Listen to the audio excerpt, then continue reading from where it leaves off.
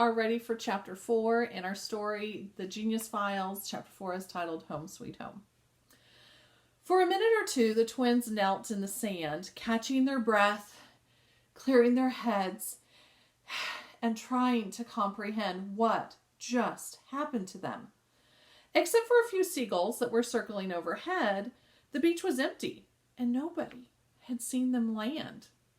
Finally, Coke looked up at the cliffs and he marveled at how he had jumped from such a great height and survived. "I told you we should have taken the bus," Pepsi said, panting. What fun would that have been?" Coke replied, cackling. Well, Pepsi unzipped her windsuit and she peeled it off. There was a dumpster down at the beach, and she crumpled up the suit and the parachute into a big ball and she stuffed them into the dumpster. Coke did the same thing. The wingsuits probably cost somebody hundreds of dollars, but neither one of the twins ever wanted to see those things again. Together, Coke and Pepsi climbed the wooden steps leading off the beach up to the main road. Looking around, they knew that they were about a mile from home. "How are we going to tell Mom and Dad about this?" Pepsi asked. "Are you crazy?" Coke replied. "We aren't going to say a word to Mom and Dad. You know how they worry? They would never believe us anyway." The twins hiked away from the beach and into the hills along the narrow road until they approached Point Reeves Station. It's a small town in the middle of a national park called Point Reeves National Park. Soon they could see their house. There was an RV parked out in front with the words Cruise America painted on the side. There were two figures out on the lawn. "Oh, they're waiting for us," Pepsi groaned. And so they were. Dr. and Mrs. McDonald had been sitting there on the lawn in their lawn chairs for a while, fretting and looking up and down the street with binoculars. When they spotted the twins walking towards them, they jumped up to greet them. "You're late," Dr. McDonald hollered. "Why weren't you on the school bus?" "Well, we decided to walk home," Coke said, hoping that would just be the end of the discussion. "Both of you are such a mess," Mrs. McDonald yelled. "What were you doing? Wrestling on the beach? Is that any way to treat your school clothes?" "We were worried sick," Dr. McDonald went on. "We thought something terrible had happened." The twins shot each other glances. If only they knew. "We're sorry," they said in unison. It's amazing how a simple, sincere apology usually melts the hardest of hearts, at least temporarily. Now, Dr. McDonald threw an arm around each of his children and he pulled them in close. "Well, did anything exciting happen today?" he asked. The twins looked at each other again. Nah," Coke said. "Same stuff, different day." "Tell us the truth," their mother said. "Were you two in detention again?" "No," Coke replied indignantly. "Don't be ridiculous. We just jumped off of a cliff and parachuted home." "Ha ha ha," Dr. McDonald chortled. "I love you kids." 5 more minutes and we would have called the police to report you guys missing, you know," Mrs. McDonald told them. "And where are your backpacks?" Pepsi had no answer for that one. They had ditched their backpacks up on the cliff with that Maya lady gave them the jumpsuits to wear. So Pep looked at her brother, who was much more skillful a liar than she was. "Oh, we left him at school," Coke said. "We'll get them tomorrow. There was no homework." "Well, you should have called home," Mrs. McDonald said sternly. "Why do you think we gave you cell phones?" "We forgot," Coke said.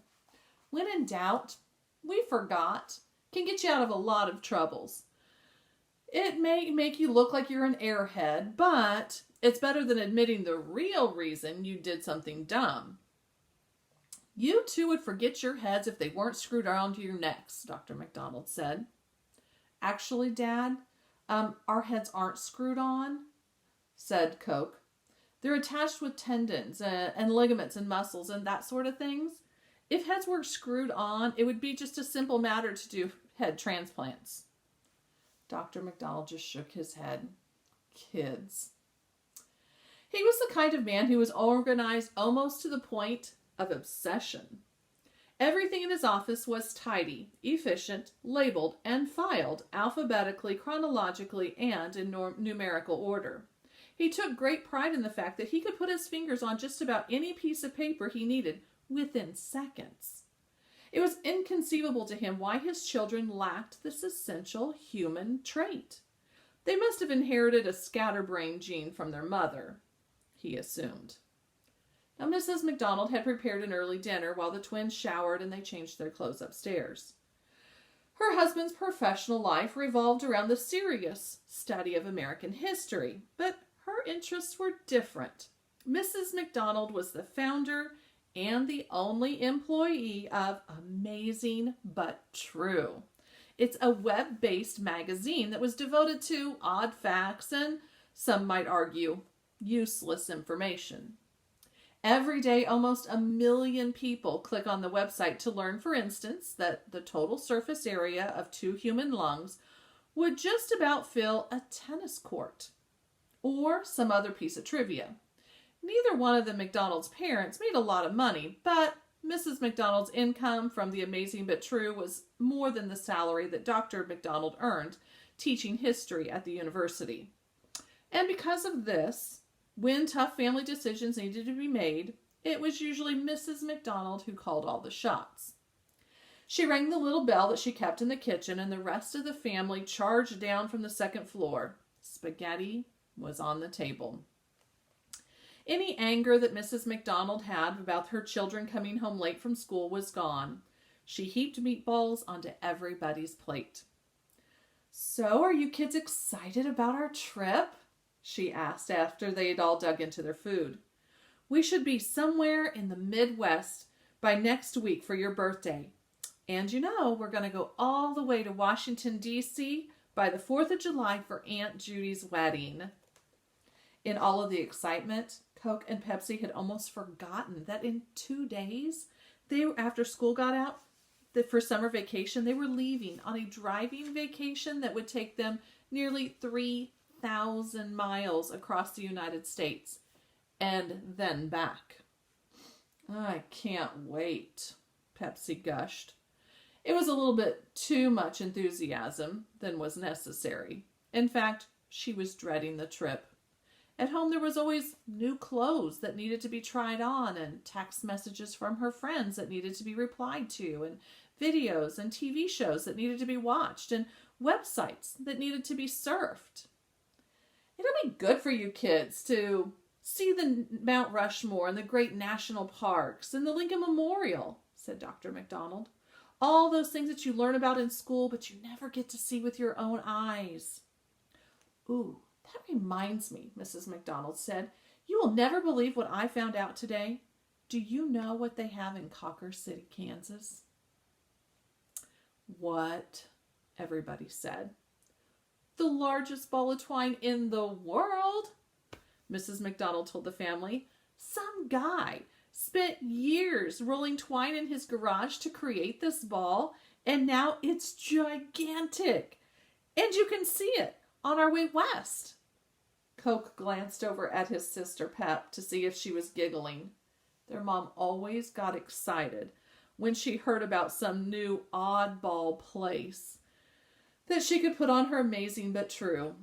Pepsi avoided eye contact with her brother because she knew she would crack up. Dr. McDonald just rolled his eyes. "It's just a silly ball of twine, Bridge," he said.